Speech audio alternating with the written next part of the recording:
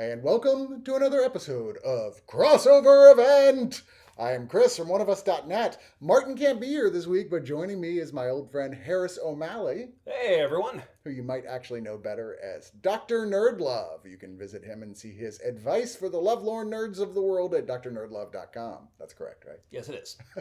But this week, I usually try and split it up between trailers and news stories, but oh my God, because of the Super Bowl, or the Suburb Owl, depending on where you come from, there were so many trailers and so many big trailers. And then even then, because our last show was just sort of, what are we watching right now instead of news and trailers, there were a couple we missed along the way I also wanted to make sure that we got a chance to talk about. So we're just going to get right into it and start with Our Flag Means Death.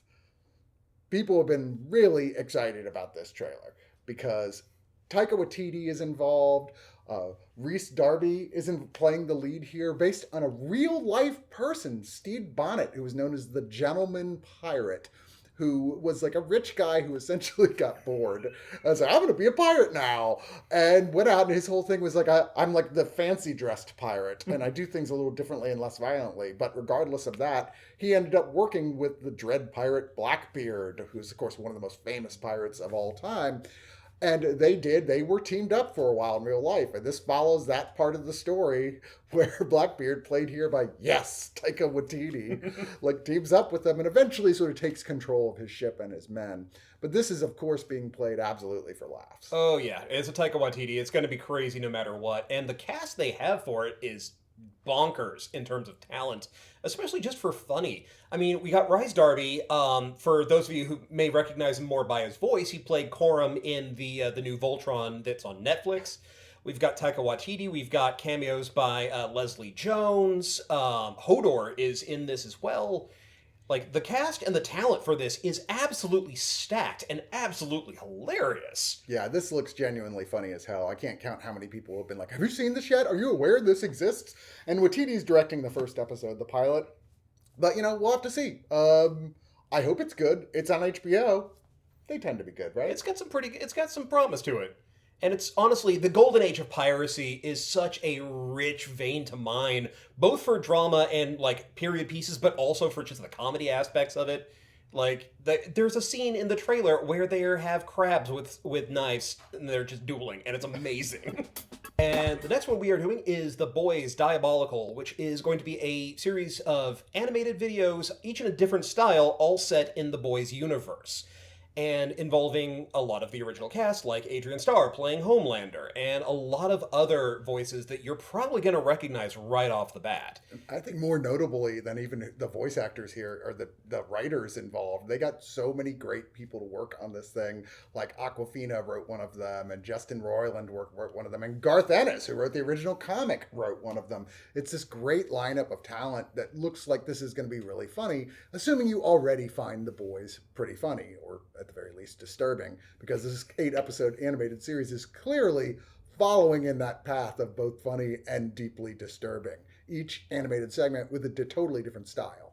It reminds me a lot of Star Wars Visions in terms of each one is its own individual story, each one's completely different style. The thing that's uniting all of them is that this is, just from the trailer, some of the most twisted crap you've seen in a while. If you like seeing animated blood, guts, if you really liked Invincible and thought, you know what, maybe they didn't go far enough, this is definitely going to be for you. Yeah, I mean, it's that type of cartoon. It is for grown-ups, to be sure, or at least grown-ups who are still children, if you know what I mean. And that's me, I think. Yeah. I mean, what's the point of getting older if you can't be childish? Yeah. I'm just looking forward to the Looney Tunes style one, like Baby with the Laser Eyes. That's the one I was like, okay, you sold me on Baby with the laser eyes. But there's also one character who's got boobs for a face. I don't know what that's about. And then there's one of the episodes is going to be like a young Homelander, sort of like when he's first getting started. And then the Ennis one specifically, he said, is going to be the one that sort of ties more into the actual comic book, rather than the very different story of the live-action series. Yeah, there's one that you'll see various clips of where the art looks a lot more like the Garth Ennis and Derek Robertson character designs. And that's going to be really interesting, because that's the one that Simon Pegg is playing him, basically he's playing himself. Right. As everyone made the big joke of, oh, hey, you look like Baby Huey. The next Disney Plus show is going to be Moon Knight, and I know that this is one of those characters that for a lot of people, you're sort of the casual Marvel tourists, if you will, they're like, who the hell is Moon Knight? Why should I care about this? I think originally Moon Knight was more of Marvel's answer to Batman, but over time he sort of morphed into a very different character as we found that he had dissociative identity disorder, which, back in the old days we used to call just multiple personalities. But here, Oscar Isaac, well, wow, what a huge get for Marvel to get him for a television show, is playing the lead character of Mark Spector / Moon Knight / a whole bunch of other personalities, some most with different accents. And he gets a hold of an ancient artifact in Egypt through a god that is being voiced by F. Murray Abraham that gives him special powers and presumably the costume. I'm not sure how they're going to pull it off here. But either way, he ends up meeting up at some point with Ethan Hawke, who plays the baddie here, who seems to be like a cult leader. And according to what I've read, it says he is trying to stop Moon Knight because he's standing in his way of healing all of humanity, whatever that means. But I'm really excited for this. There's a couple different directors working on it, but two of my favorite young directors, Aaron Moorhead and Justin Benson, who've done a couple just tremendously great horror and science fiction films, are doing some of the ones here. And it was just announced they're doing the entirety of the second season. Yeah, this is one that I'm really looking forward to. A lot of folks know Moon Knight mostly from the memes, and there is a part of me that does kind of hope that that's going to show up in some way, shape, or form. Like, I would love just to see at some point Oscar Isaac go, random bullshit, go! Or the ever classic, I know you're here, Dracula, you big nerd, where's my money? That's probably not going to happen, but a boy can dream. Please let that happen. Because you could play this character as much for comedy as you can for pathos. He is a character who is a tragedy walking, basically. I mean, when you follow the many great runs, especially in the last 10 or 15 years, oh, yeah. You're like, Jesus, what a tragic character, but it is always kind of funny at the same time. It's unclear watching this trailer what direction this is going to in the end go for, but I think horror is what they're going for more than anything here. Yeah, when they were really in the early days of Moon Knight, he was supposed to be one of their Marvel characters because he was originally created or brought in, supposedly, to hunt werewolf by night and had actual magic powers based on the phases of the moon.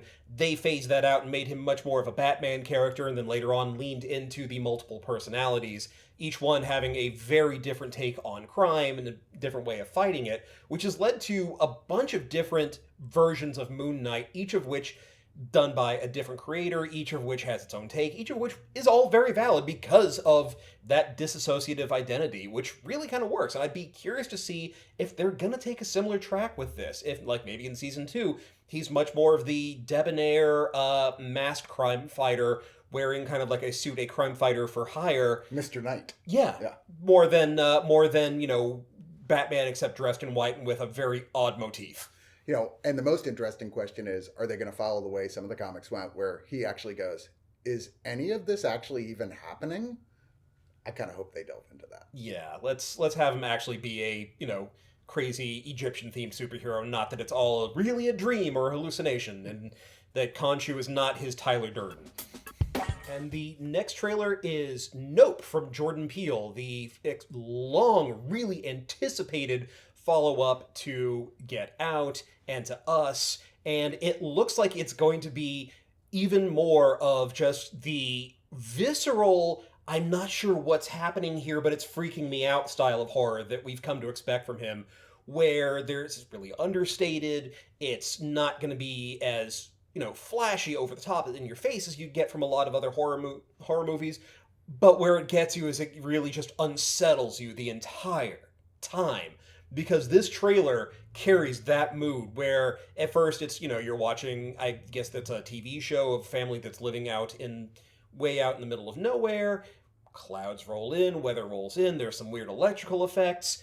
Is it aliens? Is it supernatural? Who knows? All you know is weird crap starts happening and nobody's happy about it. As long as he doesn't M. Night Shyamalan it is all I'm saying. I don't want a remake of Signs. So I was like, it's like Signs, but, probably good. This guy's made 3 movies. Now, this one being the third. 3! And by the second movie, his name was bigger than the name of the actual movie on the posters. They're like, Jordan Peele is the only thing you need to market this. But he's got a great cast as well here. Yeah, no, again, you want to talk about an absurdly stacked cast. Stephen Yuen is in this. Michael I was Wincott, gonna of say all Michael people, Wincott, is in the this. bad And guy from The Crow. with possibly the greatest voice you have ever heard. Yeah, Just everything about this. Michael Kaluuya is in it. Kiki Palmer. Mhm. Yeah, I'm all in, and there are so few good alien horror films. There's a handful at best. That I'm really hoping that this is in fact Aliens, and it's another entry we can mark in that very small list of yes, these are the good ones. Man, I really wish I could do a good Richard Attenborough impression, or let's face it, any impressions at all. Because they had him, or rather his voice, because he's dead now from the first Jurassic Park. Yeah, they're quoting some of the classic parts from his big monologue in there. Remember when Jurassic Park movies were good, as opposed to the last two Jurassic World movies, which, despite some cool dinosaurs and great effects, were not very good. But this new one, although it's the same damn team who did the last two, it does in fact look like what we've been asking for the whole time. Dinosaurs got out, they're running all over the damn place, and we get the return not just in a cameo, but in full on, they say, significant roles of the original cast. Sam Neill, Laura Dern, and my man Jeff Goldblum return. Yeah, we need a little bit more of like really charismatic stuttering. We do! Yes. Yes. The big thing for me is that I really feel trapped by this because this is doing the exact same thing that the last two Jurassic Worlds did, where there are some amazing images in the trailer that get you really, really hyped up and thinking, oh, this is gonna be good, and then you watch the movie and it's not. The first one was okay. The second one, oh my god, they undersold how horrible this is. Yeah, I hated the first one almost as much as I did the second one. So, and I'm fully forgiving of all three of the original Jurassic Park films. I'm like, yeah, the second two are flawed. I mean, the first one's an outright classic, but the second two are flawed, but they're still eminently watchable. I don't go back and rewatch the Jurassic World films, and I hope you're not right. And I thought the same thing. Wow, just like those, the trailer looks fantastic. Here's some new dinosaurs that are cool. This seems like everything that I want. You do have Bryce Dallas Howard and Chris Pratt returning, as well as little clone girl. I forget who that. I completely forgot that she was in this, and I guess they're also bringing back the laser-guided dinosaur based on what we see for a few seconds. I mean, the action looks fun, but the biggest problem with these movies was ultimately not whether or not the action was good. It was that they were so dumb. They were just so dumb, and no guarantees. But yeah, you can forgive a lot in a movie about dinosaurs brought back to life, but even then, it's just kind of like, but why would you use them as weapons when you could just give people guns for a lot cheaper and a lot more effectively? Yeah, we need to make the characters more intelligent is the problem here. Yeah, it's a question. They say this is going to be the last of the trilogy. It's going to bring it all home, but you know what they say? Money finds a way. All right, well, speaking of overused 90s references, get ready for all the Prodigy jokes, because the next movie we are talking about is a remake of Stephen King's Firestarter. Twisted Firestarter. Yeah. I was the first. I was the first one. I was made that joke. Thank you much, ladies and gentlemen. Yes. Nobody thought about that at all. That joke is now an NFT that I'm selling. This one is coming from Blumhouse, starring Zac Efron as the father of the main character, the titular Firestarter. Although one does get a little bit of a slight unintended chill when they don't list the director and instead hype by the producer of The Invisible Man. Though, that being said, there is a reason I'm very excited for this. And it's not because I'm a huge fan of Firestarter, the original film, because honestly, it's not one of the greatest of the Stephen King adaptations. It's a little dull. I do like the book for what it's worth, but it also is not one of the greatest of the original King books. What I'm excited for is that the director of this made his debut, a little horror film last year called The Vigil, which was absolutely wonderful and claustrophobic and just so haunting. It's on Shudder if you get a chance to check it out. It was great. And I remember saying in the review, I will definitely be watching whatever this guy does next. I wouldn't have thought he would go right from this literally just tiny budgeted COVID era filmed horror movie with literally, I think 2 actors in the whole film to a Stephen King adaptation.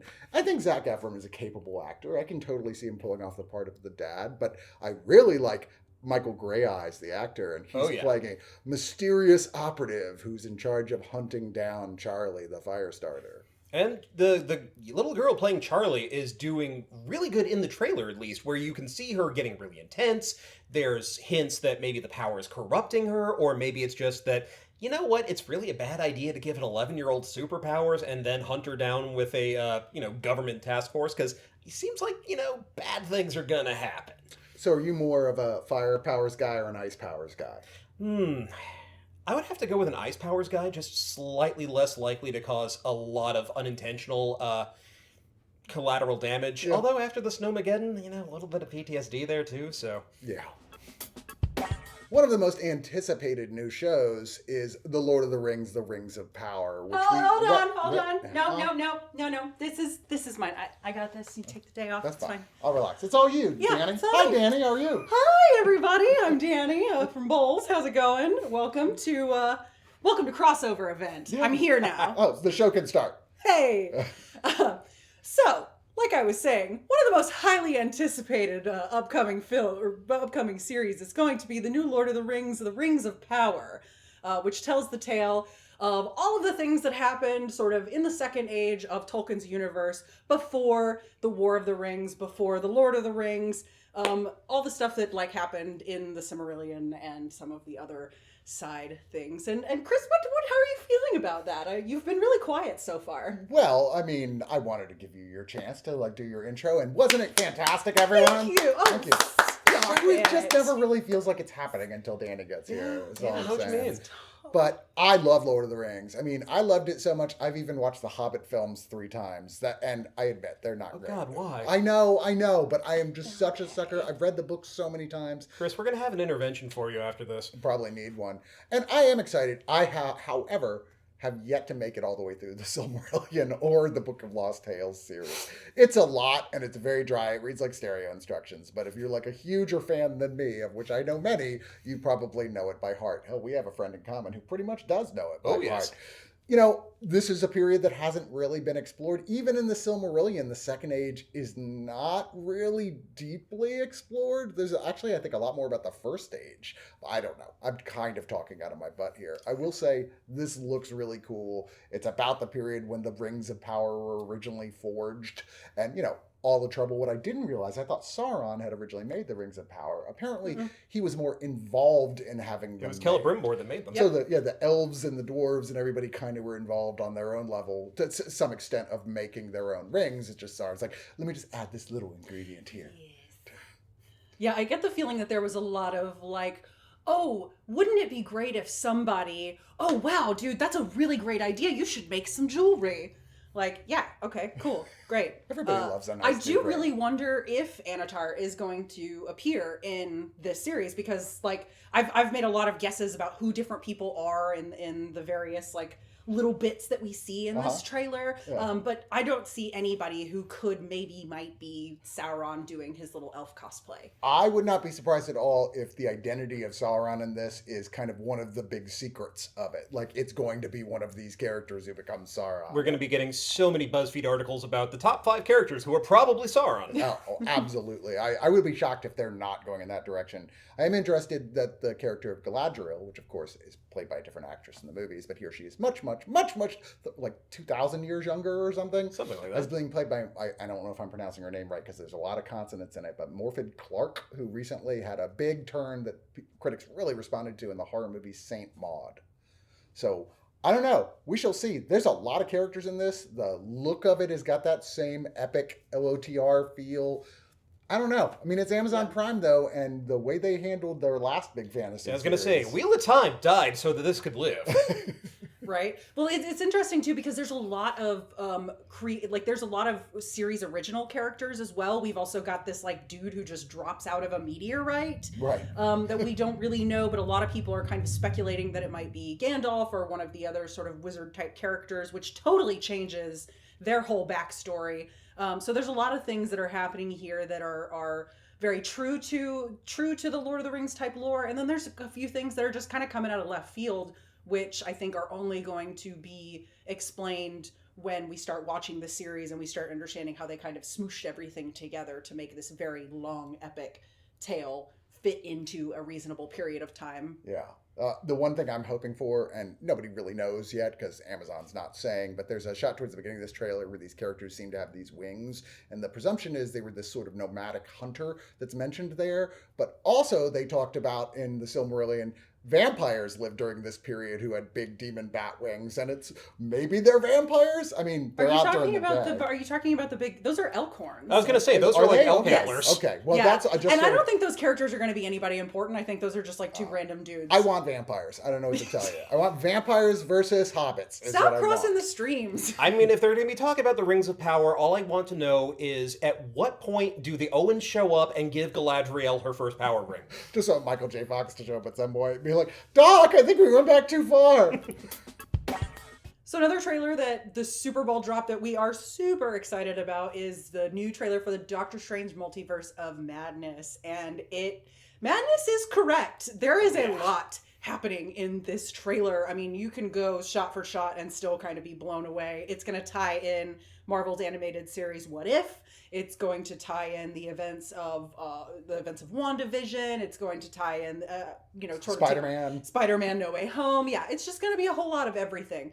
And we've got some like new original characters popping up, like Miss America Chavez, who is amazing. And there's a lot of stuff. We probably saw the Illuminati. Yes, there's that 1 second of voiceover that just had everybody losing their minds. I had people going like, wait, is that Patrick Stewart? I'm like, trust me. That's Patrick Stewart. Having watched every Next Generation episode, like, I don't even know how many times, I can tell you for a fact that was Patrick Stewart. So, does that mean we're going to see also Reed Richards, Namor, Black Bolt? That'd be cool. There's got to be a Marvel character named Black Belt, right? Somewhere in the archives. It'd be weird. Marvel's like, shit, we got the wrong character. Did you watch Crossover Event? Quick, we got a CG in some dude named Black Belt. I mean, they've got Shumagorath, except they're calling him a different name. So who knows? The name situation in this could be anywhere. That was weird, right? But maybe it's just version. It's just like they couldn't be bothered to get the rights to the name. Yeah, there's a rights issue going on with it that's keeping it. That makes sense. But there's so much happening in this. I mean, like you said, you go frame by frame and just go, wait, what was that? Was that? I mean, it's a lot. And even the poster. So much in the poster alone where it's just everybody's like, that's Captain Britain's shield. Yeah, which I'm gonna need some Peggy to step in on this. Oh, yeah, no, we're gonna need to see a portal open and Peggy just comes through. I will just squee so hard. Yeah. You'll never have heard a squee like it. The squee heard round the world! So do you think that it is the same Doctor Strange from Marvel's What If? Absolutely. Well, I do not. The one we see briefly in the trailer, who's like the obviously sort of like evil looking one, I'm like, it feels like it would be, but why do you think it's not? I just don't think it is, because I feel like at the end of that episode they really got to him, and his job is guarding the infinite battle between Zola and Killmonger. So like, if he's not doing that, then if he's no longer doing that, if he's over here in the MCU messing with Doctor Strange, then who's watching these two a-holes? Maybe he lost that battle. Although if we're also talking about alternate dimensions and time wonkiness, this could be at any time between when his universe collapsed and when Zola and Killmonger have their fight out at the end of the universe. That's true. It could be. We don't know. Valid. Okay. This is all just wild speculation, but I'll tell you, this looks beautiful. It's Sam Raimi finally making a movie in the MCU proper, although I guess in retrospect, the Tobey Maguire films are now MCU films as well.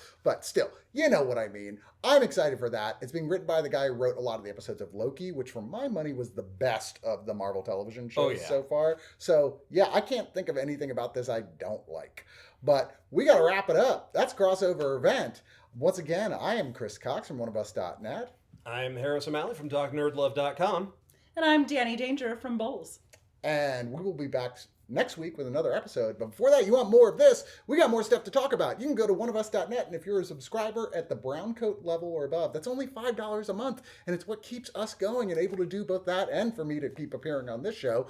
Then you can get access every week to a bonus video of us talking about more stuff. And I think you'll like it. We have some really fun news stories to discuss on it this time. But in the meantime, we will see you next week.